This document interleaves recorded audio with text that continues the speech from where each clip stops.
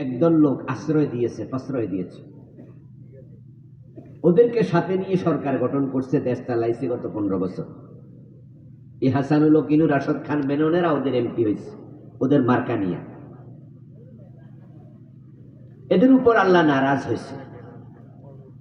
নারাজ হওয়ার কারণে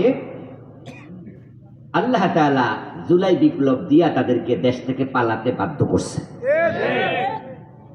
এখন বামপন্থী আর রামপন্থী বাংলাদেশে নাই, থাকলো ডুব দিয়া রয়েছে। ডুব বোঝেন তো, পানির তলা ডুব দিয়া রয়েছে। এখন মাথা তুলে কথা বলার সাহস আর নাই। এগুলো জুলুমের রেজাল্ট। জুলুম কখনো কল্যাণ বয়ে আনে না, আর আল্লাহ জালেমদেরকে পছন্দ করেন না। এই জন্য আমরা কেউই জালেম হব না, কোথাও জালেম হব না। আল্লাহ মাজলুমদের সঙ্গী।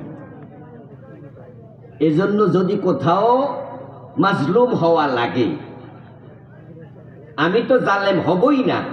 যদি পরিবেশগত কারণে মাজলুম হওয়া লাগে, আল্লাহকে সঙ্গী হিসাবে পাওয়ার নিয়তে প্রয়োজনে মাজলুম হব, কোনোদিন জালেম হব না।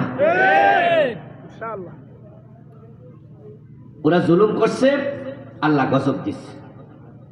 আল্লাহর গজব কি শেষ হয়েছে না আরো কিছু রয়েছে? আল্লাহর কাছে কি সব গজব শেষ? না।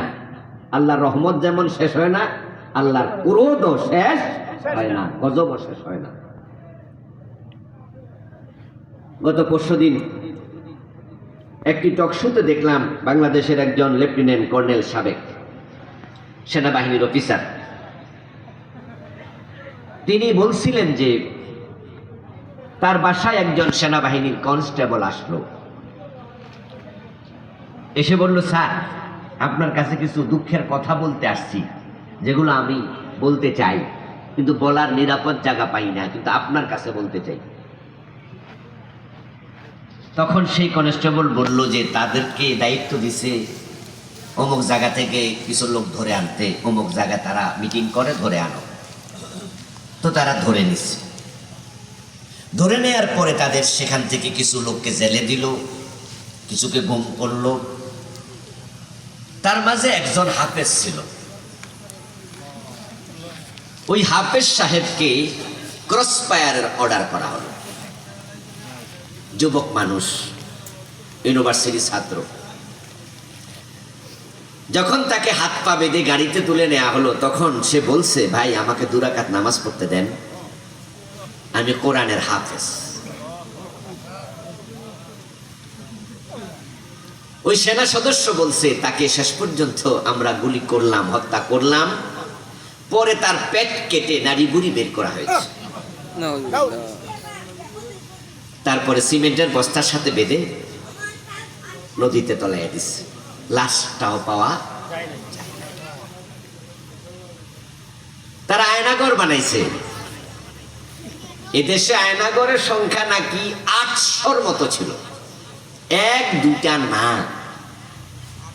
আমরা দেখি নাই, জানিও না। আমরা শেষ দিকে এসে কিছু টের পাইছি। যারা 8 বছর 10 বছর, barrister Azmi, barrister Arman, brigadier Azmi, এই জাতীয় আরো যারা আয়নাঘরে ছিলেন 8 বছর 5 বছর 7 বছর 10 বছর, তাদের চোখের পানি কি আল্লাহর কাছে জমা হয় নাই? এই জন্য নবীজি বলছেন, ওয়াত্তাকি দাওয়াতাল মাজলুম ফাইন্নাহু লাইসা বাইনাহা ওয়া বাইনাল্লাহি হিজাব। ও আমার উম্মতেরা, মাজলুমের বদদোয়া থেকে সব সময় দূরে থেকো, কারণ মাজলুমের বদদোয়া এবং আল্লাহর মাঝখানে কোনো পর্দা থাকে না। অন্য হাদিসে রাসূল বলেন, দাওয়াতুল মাজলুম ইয়ারফাউহা আল্লাহু ফাওকাল গামাম। কোন মাজলুম যখন বদদোয়া দেয়, তখন আল্লাহ তাআলা তার বদদোয়াটাকে মেঘমালার উপরে নিয়ে রেখে দেয়, মেঘের উপরে নিয়ে যায়। তারপরে এবার আল্লাহ তাআলা সে বদদোয়াটাকে লক্ষ্য করে বলে, আমি তোমার সাথে আছি, তুমি এখানে থাকো, তুমি ধৈর্য ধরো। আনসুরুকা ওয়ালাউ বা'দা হিন, আমি তোমাকে সহযোগিতা করব, তবে একটু সময় লাগতে পারে। আমি আল্লাহ ধৈর্যশীল, এজন্য আমি জালেমদেরকেও সময় দেই, দেখি তাওবা করে কি না। যার উপর জুলুম করছে যদি তার কাছে জালেম গিয়ে মাপ চায়, ক্ষমা চায়, সে যদি মাফ করে দেয় তাহলে আল্লাহ তাআলা বদদোয়াটাকে মিটাইয়া দেয়। কিন্তু আল্লাহ সব সময় দেওয়ার পরেও যখন দেখেন জালেম মাপ তো চায় না, আরো জুলুম বাড়াইয়া দিছে, তখন আল্লাহ এমন ভাবে ধরে, তখন দুপুর বেলার খাবার খাইয়াও ভারতে পালানোর টাইম পায় না। রান্না করা খাবার রাইখা পলায় যাওয়া। প্রিয় ভাইরা, তো যেহেতু এবার বাম এবং রামেরা নাই, বামপন্থীরা পলাইছে, এখন তাহলে এবারের নির্বাচনে আমরা যারা আছি আমরা সবাই কোন পন্থী?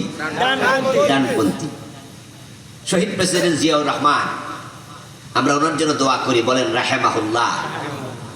বলেন না কেন? আমার সাথে বলেন, এটা দোয়া, রাহমাতুল্লাহি আলাই। বলেন বাংলা অর্থ কি? আল্লাহ তার উপর রহম করুক, তার কবরকে আল্লাহ জান্নাতের টুকরা বানাক। বলেন আমিন। উনি সংবিধানে বিসমিল্লাহ সংযোজন করছে। 72-তে যখন সংবিধান লেখে, ডক্টর কামাল মিয়ার নেতৃত্বে বঙ্গবন্ধুর নির্দেশে সংবিধান লিখেছে, কিন্তু বিসমিল্লাহ লেখে নাই। দেখেন বিসমিল্লাহর সাথে কি দুশ্মনী ওদের।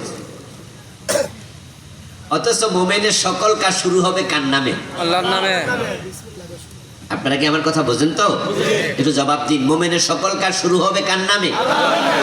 খাওয়ার শুরুতে কার নাম? নৌকায় উঠতে কার নাম? গাড়িতে উঠতে কার নাম? ঘুমানোর সময় কার নাম? ঘুম থেকে জেগে কার নাম? টয়লেটে ঢুকতে আল্লাহর নাম নাই? দেখছেন, আল্লাহুম্মা ইন্নী আউযু বিকা মিনাল খুবুসি ওয়াল খাবাইস। আল্লাহ আল্লাহ কইয়া আমরা শুরু করি। ইবেন স্বামী যখন স্ত্রীর সাথে তার বিছনায় যায় তখনও আল্লাহর নাম আসেনি? বিসমিল্লাহি আল্লাহুম্মা জান্নিবনা শাইতান ওয়া জান্নিবিশ শাইতানা মিম্মা রাযাকতানা। খাইতে আল্লাহর নাম, শুইতে নাম, টয়লেটের নাম, বোর কাছে যাইতে নাম, কিন্তু সংবিধানের মতো এত গুরুত্বপূর্ণ একটা জিনিস এটা শুরুতে বিসমিল্লাহ লিখলো না। আর আপনারা এখানে এই দলের লোক কেউ কেউ আছেন, কিন্তু সবাই তো আর ফলায় নাই, কিছু তো আছে।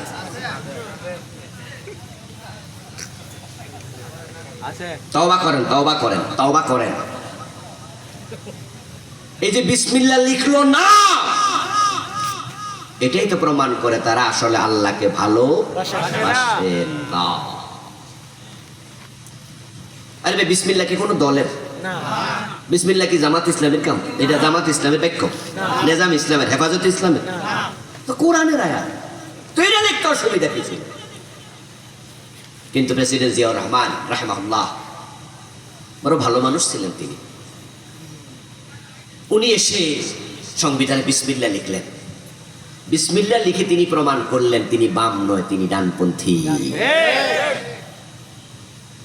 তাহলে এখন উনার দল আছে আর আমরা হুজুররা আছি, বামেরা ফলাইছে, রামেরা ফলাইছে।